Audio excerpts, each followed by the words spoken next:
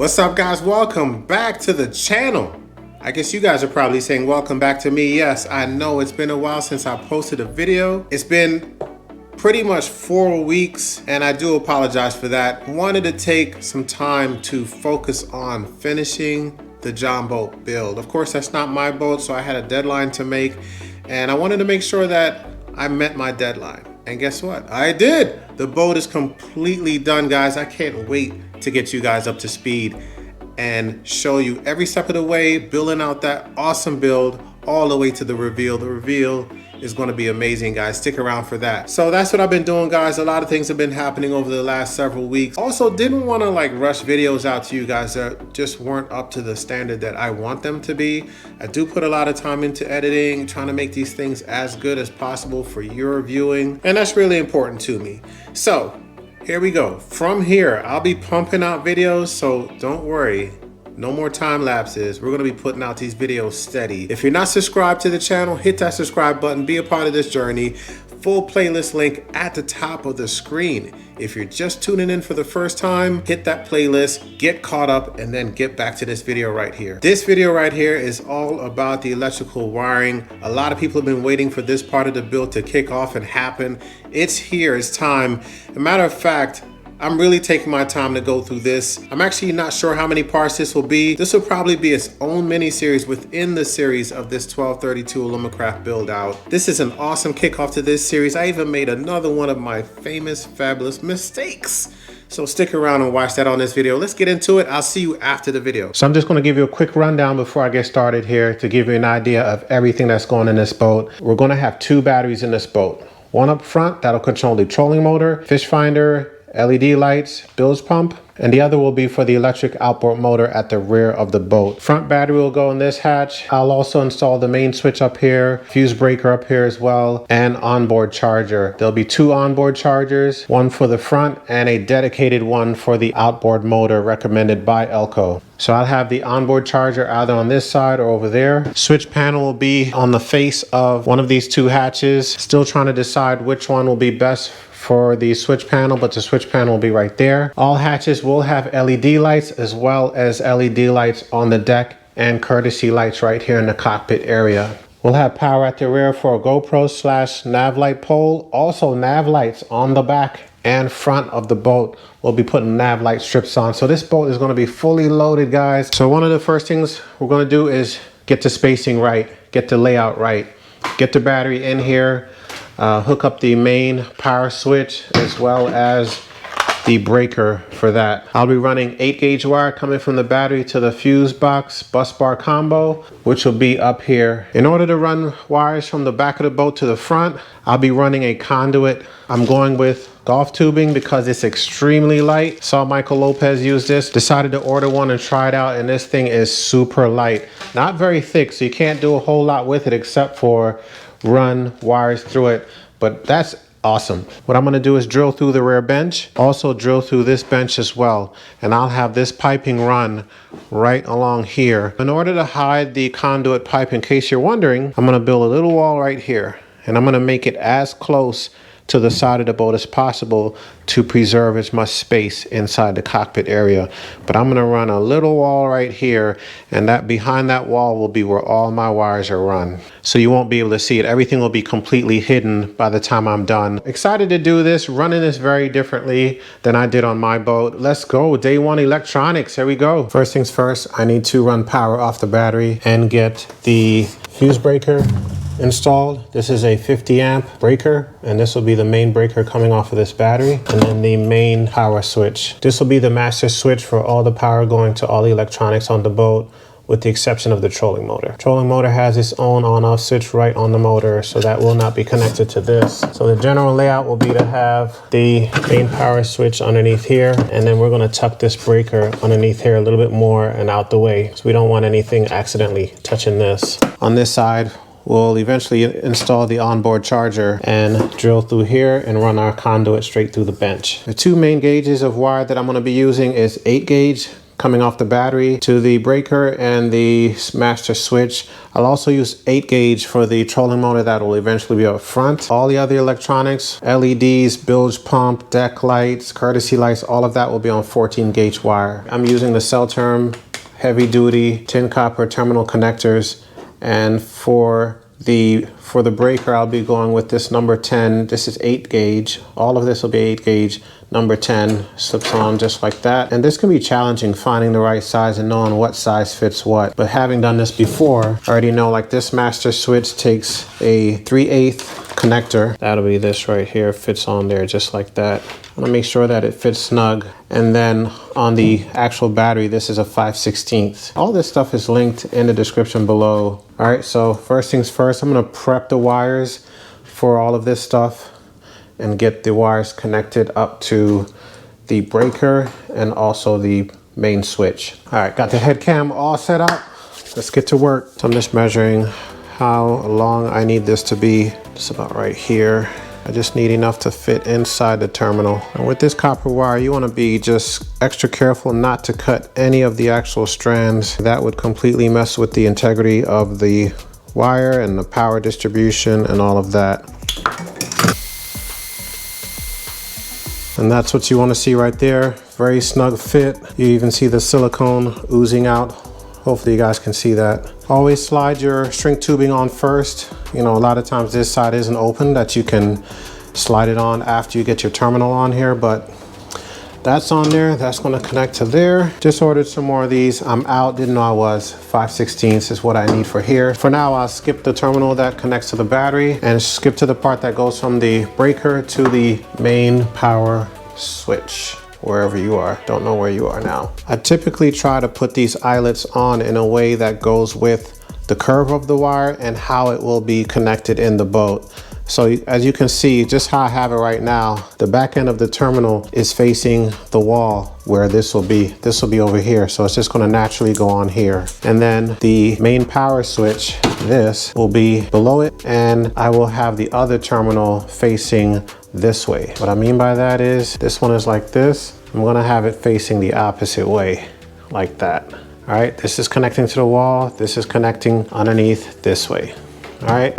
That way there's no extra pull on the wires. Let's say I put them the same way and I have to twist it around another way to get it connected. So a little tip, it's just what I like to do. Just looking at, paying attention to the details of it. You know, in the long run, I don't want my wires to have extra force on it, extra twist on it. That's unnecessary. So just think ahead. Where will your connectors be? What direction do they need to face on the actual wires?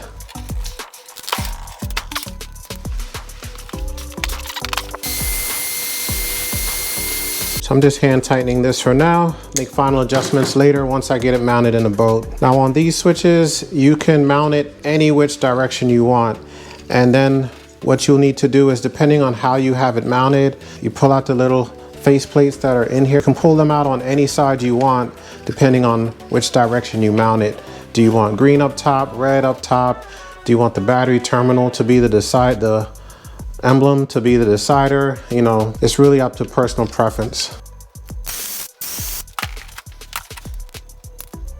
So what I just did was just notched out a piece right here. Wish I had a bandsaw when I did my boat. When I did it with my boat, all I had was this, and that was a big pain. Tell you, the right tools make every job easy. So I notched it up top because this actual screw is up top, all right? I'm gonna do the same for this side. So it's gonna be in here, out here.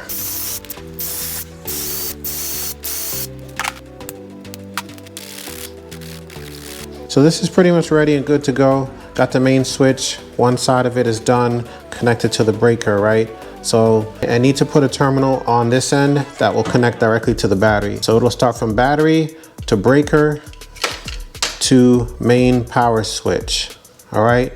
Battery, breaker, power switch. So I'm going in the main power switch here, I'll come out here, and that coming out this side will go to my fuse box bus bar combo. If you have just a fuse box, same concept. If it doesn't have the negative bus on here, don't worry about that. The concept is you want to do one main fuse coming off the battery. So this protects everything. Of course, you got your master on and off switch. and then you're going master power into the top of this fuse box right here. It's got a plus sign. All right, I'm taking my time with this because I got a lot of questions off my previous wiring videos. So I just want to make it abundantly clear how this thing works. Now I'm going to run the wire that will connect to the positive side of this fuse box. So I've got my conduit ready. It runs from the front of the boat all the way to the back with a pit stop right here. It works out really well that if I want to run something from the front to where this fuse box will be, which will be mounted right here, I can easily just run it through here. I've got an 1.25 inch tube, golf tube, going from front to back, extremely lightweight. I have a video on this installation. It was a really good test to actually use golf tube versus PVC pipe and save on weight. The golf tube is extremely light. I can't express enough how light it is. So if you're working on a boat that's very weight sensitive and you need to go with the lightest material, the golf tube, thumbs up. Link at the top of the screen. Check out that video. Gonna run it through. I've got a camera on the other side so you can see just how well the wires run through, and it comes right out very easy. So I've got my length right. Go ahead and make my cut. Let's get a terminal connector on this end and then connect it to the main switch, and then I'm done this part.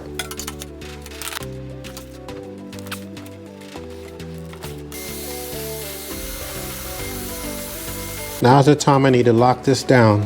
This is about to be permanently placed in the boat. Pre-drilled our holes. I'm gonna go ahead and get this finally installed. There we go. So I install it in this direction because this switch will be accessed from inside the hatch. And from inside the hatch, you can see both the red and the green so that you can see where the arrow is pointing. Right now, all power is off. Off, on, off, on, off, on, off, on. All right, got it. So now we can make our final tightening here.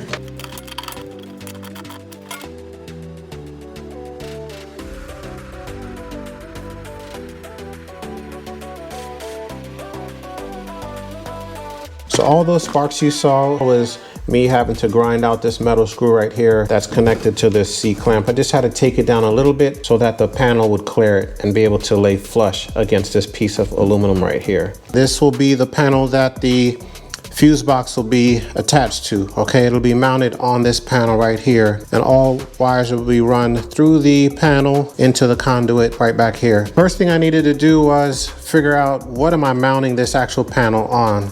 So I created this bracket right here for the top part of the panel, and then I did 2 brackets in the lower panels down here, and for the top bracket on this side, I'll just mount the panel right here. So I went with my trusty cardboard technique and sized it up.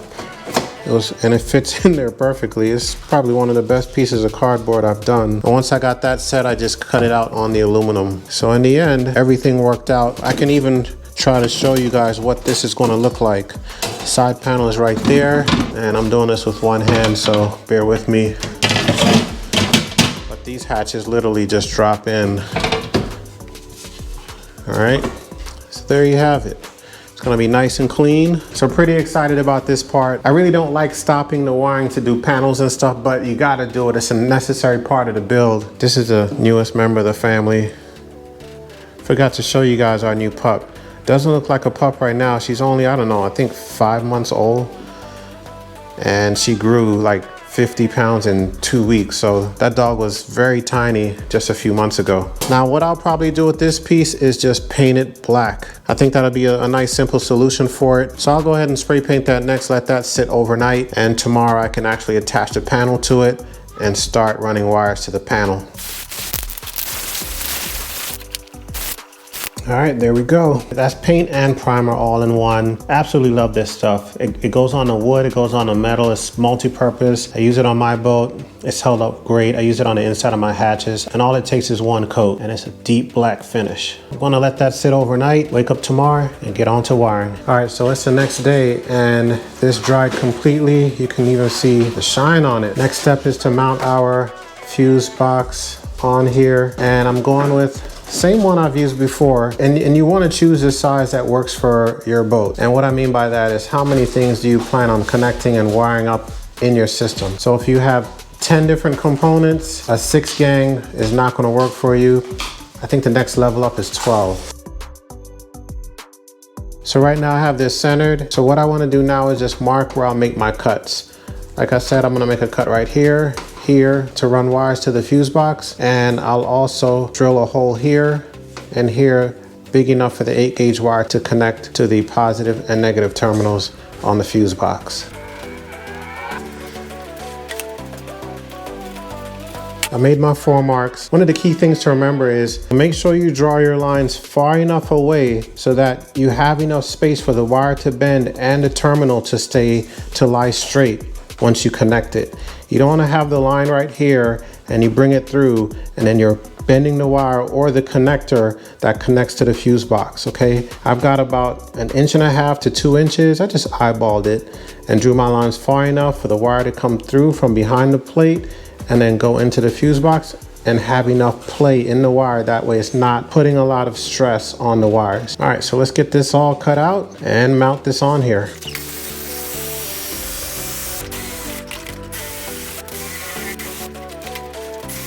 All right, so this is all done and ready to go. Unfortunately though, I will need to repaint this. So note to self, I thought I'd be able to do this without scratching up the main face of it. Not really. So note to self, make all your cuts, do everything you need to do to it, and then paint it, all right? But nonetheless, I'm gonna do a second coat on this because I wanna make sure this piece is crispy clean and really nice looking in the end. All right, got some bad news. I just put a second coat on this, and as you can see, parts of it got messed up and I have no idea why. You can see this has a glossy finish and then it got crazy looking. These aren't even bubbles. These look like mini cracks. If you think you know what happened, leave it in the comment section below. Let me know why this happened. And it didn't happen everywhere. You still got smooth parts here, rough parts there. This is unfortunate because this was the last step in the process for this panel, so go figure I would get thrown a curveball. So I think I know what happened. I put the second coat on too soon. I'm supposed to wait at least 24 hours between coats and I didn't. That is my bad. Of course, I'll wait till it's completely dry, see how it looks. I'm gonna go ahead and run the wiring, get it installed, see how it looks when it's completely dry, and then make a good judgment call from there. It may just be fine. I don't know, we'll see.